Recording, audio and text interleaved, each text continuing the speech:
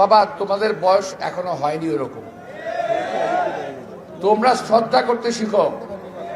একটা কথা মনে রেখো, আমি শেখ সাদির একটা কবিতার ছোট্ট একটা লাইন বলতেছি, বে আদব বে নসিব বা আদব বা নসিব, অর্থাৎ বে আদব সব সময় কপাল খারাপ হয়, আর যার আদব কায়দা থাকে তার সব সময় কপাল ভালো থাকে। আমি আবারও বলছি, তোমার সবার জন্য কথা মনে রাখো, বড় কবিতার শেখ সাদির আদব কায়দা সম্পর্কে একটা কবিতা আছে, সেই কবিতার একটি লাইন, বে আদব বে নসিব বা আদব বা নসিব, কথাটা মনে রাখবেন।